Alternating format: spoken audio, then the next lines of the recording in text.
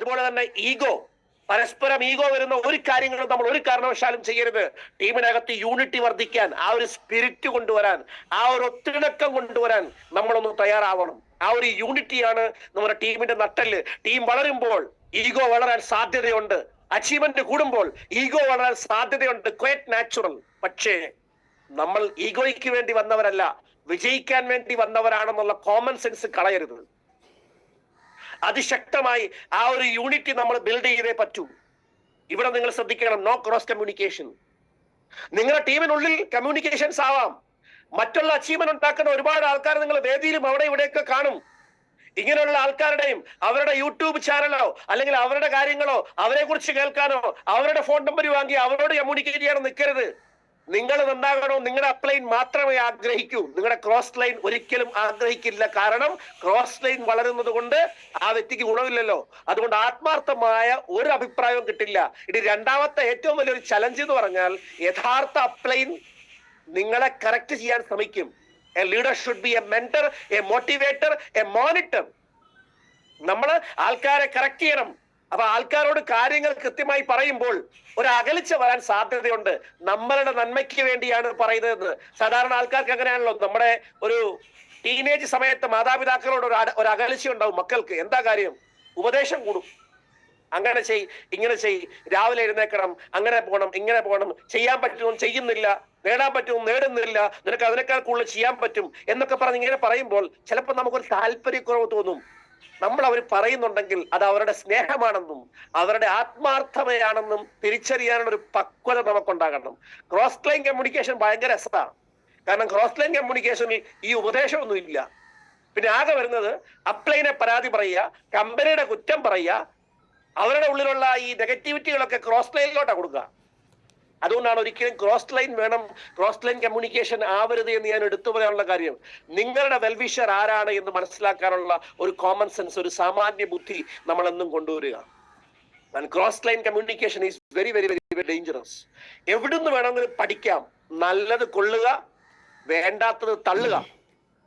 രണ്ട് ചെവി ദൈവം തന്നത് ഒരു ചെവിയിൽ കൂടി കേട്ടിട്ട് ആവശ്യമില്ലാത്തതാണെങ്കിൽ മറ്റേ ചെവിയിൽ കൂടെ വിടാനാ. തലച്ചോറിലോട്ട് കയറരുത്.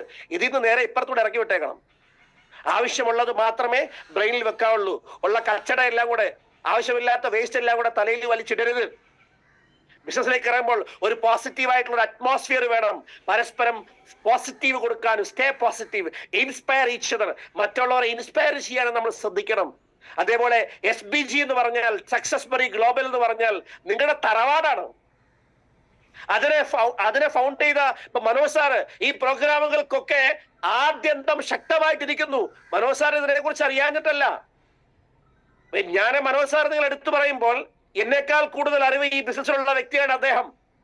ഞാൻ മനോജ് സാറോടല്ലേ, മനോഹരനോട്, ചേച്ചിയോടൊക്കെ പലപ്പോഴും പേഴ്സണലി കാണുമ്പോൾ പറയാറുണ്ട്, ഞാൻ ഇന്ന് എന്ത് നേടുന്നുണ്ടോ അതിന്റെ 10 ഇരട്ടിയെങ്കിലും നേടാൻ കേപ്പബിലിറ്റി ഉള്ള, ക്വാളിഫിക്കേഷൻ ഉള്ള, അറിവുള്ള, അനുഭവമുള്ള ഒരു ലീഡറാണ് നിങ്ങൾക്കുള്ളത്. That is the strength of SBG. അത് നിങ്ങൾ മനസ്സിലാക്കണം.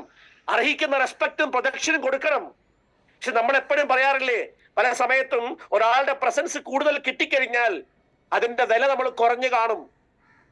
അർഹിക്കുന്ന ആ ഒരു റെസ്പെക്ട് കൊടുത്തുകൊണ്ട് അതിനെ പ്രൊമോട്ട് ചെയ്യേണ്ട രീതിയിൽ പ്രൊമോട്ട് ചെയ്യാൻ നിങ്ങൾ പഠിക്കണം.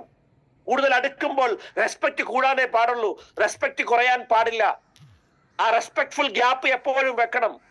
അപ്പൊ അങ്ങനെ ടീമിലെ ലീഡേഴ്സിനെ സ്വന്തം മാതാപിതാക്കളെ പോലെ ഏറ്റവും ഹൈലി റെസ്പെക്ടഡ് ആൻഡ് റെപ്യൂട്ടഡ് ആയിട്ടുള്ള ഒരു പോസ്റ്റിൽ കണ്ടുകൊണ്ട് അവരിൽ നിന്നും എപ്പോഴും പ്രചോദനം ഉൾക്കൊള്ളാനും, അവരോട് കാര്യങ്ങൾ പറയുമ്പോൾ അത് കാര്യങ്ങൾ പോസിറ്റീവായിട്ടൊന്ന് ഉൾക്കൊള്ളാനും നമ്മൾ തയ്യാറാവണം.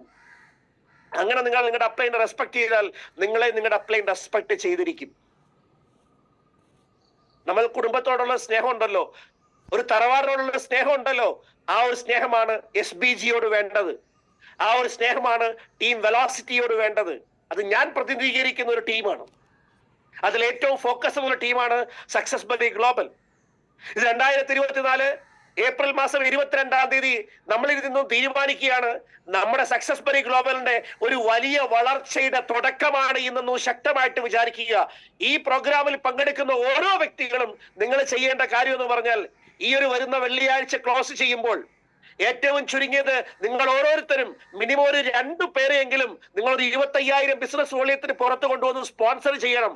ആ വരുന്ന ഓരോ 2 പേരും മിനിമം 2 പേര് വീതം പുതുതായി കൊണ്ടുവരാനുള്ള ഫീൽഡ് വർക്കിലേക്ക് നിങ്ങൾ ഇറങ്ങണം. Are you ready for that commitment? നിങ്ങൾ ആ ഒരു കമ്മിറ്റ്മെന്റ് തരാൻ തയ്യാറാണോ? ആ കമ്മിറ്റ്മെന്റ് 100% പ്രവൃത്തി തലത്തിൽ അത് വിജയിപ്പിക്കാൻ തയ്യാറാണോ? അങ്ങനെ തയ്യാറാണെങ്കിൽ നിങ്ങളുടെ യഥാർത്ഥ വളർച്ച തുടങ്ങാൻ പോകുന്നതേ ഉള്ളൂ. ഓരോ വരുന്ന ആഴ്ചകളിലും ഈ ഒരു ഫയർ, ഈ ഒരു പാഷൻ ഒട്ടും കുറയ്ക്കാതെ ഒന്ന് ഇറങ്ങി പുറപ്പെട്ടാൽ വരുന്ന ഓരോ മാസത്തിനുള്ളിൽ ടീം SBGയിൽ നിന്നും പുതുതായി, എനിക്ക് ഉറപ്പുണ്ട്, വരുന്ന 1 മാസത്തിനുള്ളിൽ പുതുതായി ഒരു 5 സീലിംഗ് അച്ചീവേഴ്സ് എങ്കിലും വരും. അങ്ങനെയുള്ള ആളുകളെ SBGയുടെ ബെറി ഡേ പ്രോഗ്രാമിൽ ഹൈ റെക്കഗ്നേഷൻ കൊടുത്തുകൊണ്ട് സെലിബ്രേറ്റ് ചെയ്യാനുള്ള ഒരു സംവിധാനം കൂടെ നമ്മൾ പ്ലാൻ ചെയ്യണം. പെർമനന്റ് സീലിംഗ് അച്ചീവേഴ്സ് ഒരു 5 സീലിംഗ് എങ്കിലും അടുപ്പിച്ചെത്തുന്ന ആൾക്കാർ, ഒരു സീലിംഗ് കിട്ടുന്നത് കൊണ്ട് അത് എല്ലാ ആഴ്ചയിലും കിട്ടിക്കൊള്ളണമെന്ന് ഒരു നിർബന്ധവും ഇല്ല. ഒരേ ഒരു നിർബന്ധം, 17 ലക്ഷം ബിസിനസ് വോളിയത്തിന് മേലെ വന്നാൽ പെർമനന്റ് സീലിംഗ് അച്ചീവർ ആകും. അതിന് അടിച്ചതിനേക്കാൾ, സീലിംഗ് നേടിയതിനേക്കാൾ കൂടുതൽ ആവേശത്തോടു കൂടിയും ചിട്ടയോടും കൂടിയും ഡിസിപ്ലിനോടു കൂടിയും നമ്മൾ ടീമിൽ ഇറങ്ങി പ്രവർത്തിച്ചാൽ അത് സ്ഥിരമായി നിലനിൽക്കും. ഒരു ടീമിനെ വെച്ചുകൊണ്ട് അത്രയും വോളിയം കൊണ്ടുവരാൻ പറ്റുമെങ്കിൽ അതിനേക്കാൾ വലിയ ടീമിനെ വെച്ചുകൊണ്ട് അതിനേക്കാൾ കൂടുതൽ വോളിയം കൊണ്ടുവരാൻ കഴിയുമെന്ന് ഉറപ്പിക്കുക. നമ്മൾ ഫോക്കസ് പോകുന്നത് കറക്റ്റ് ആയിട്ടുള്ള ആൾക്കാരിലേക്കായിരിക്കണം. അതാണ് സെലക്ഷൻ അല്ലെങ്കിൽ ഫോക്കസ് നമ്മൾ പറയുക. അങ്ങനെ നമ്മളെക്കാൾ പവർഫുൾ ആയിട്ടുള്ള ലീഡേഴ്സ് നമ്മളുടെ ഓരോ ഓർഗനൈസേഷനിലും സ്ട്രോങ് ആയി വന്നാൽ നമുക്ക് പാസീവ് ഇൻകം കിട്ടും, ടൈം ഫ്രീഡം കിട്ടും, ഫിനാൻഷ്യൽ ഫ്രീഡം കിട്ടും. ഞാൻ എടുത്തു പറയാം, ഞാനും ഇതുപോലുള്ള ബേസിക് കാര്യങ്ങളിൽ അത് കൃത്യമായി ഫോക്കസ് ചെയ്തുകൊണ്ട് മാത്രമാണ് ഇന്ന് റോയൽ ഡയമണ്ട് എക്സിക്യൂട്ടീവായി നിങ്ങളുടെ മുമ്പിൽ നിൽക്കുന്നത്. വിദ്യാർത്ഥിയായിരിക്കുന്ന സമയത്ത്, വീട്ടിലെ സാമ്പത്തിക പ്രയാസങ്ങളൊക്കെ ഉണ്ടായിരുന്ന സമയത്ത് മാതാപിതാക്കളെ ബുദ്ധിമുട്ടിക്കാതെ പഠിക്കാനുള്ള പഠന ചെലവിന് വേണ്ടി മാത്രമാണ് ഞാൻ ഡയറക്ട് സെല്ലിംഗ് ബിസിനസ് തുടങ്ങിയത്. മിലിറ്ററിയിൽ ഒരു ഓഫീസറായി പോകണമെന്നൊരു സ്വപ്നവുമായി നിൽക്കുന്ന സമയത്താണ് ഞാൻ ഡയറക്ട് സെല്ലിംഗ് ബിസിനസിനെ കുറിച്ചുള്ള സാധ്യതകൾ കേൾക്കുന്നത്. അത് കേൾക്കാനുണ്ടായ സാഹചര്യം, ഒരു ദിവസം ഉണ്ടായ ഒരു ആക്സിഡന്റ്, എന്റെ 2 കൈക്ക് മേജർ സർജറി ചെയ്യേണ്ടി വന്നു. കോട്ടയം മെഡിക്കൽ കോളേജിലായിരുന്നു ചികിത്സ. ഏതാണ്ട് ലൈഫിൽ ഒരു 1.5 വർഷം 2 വർഷം ഗ്യാപ്പായി പോയി. ഫിസിക്കൽ പ്രോബ്ലം ഉള്ളത് കൊണ്ട് മിലിറ്ററി കരിയർ ഒരിക്കലും നടക്കില്ല.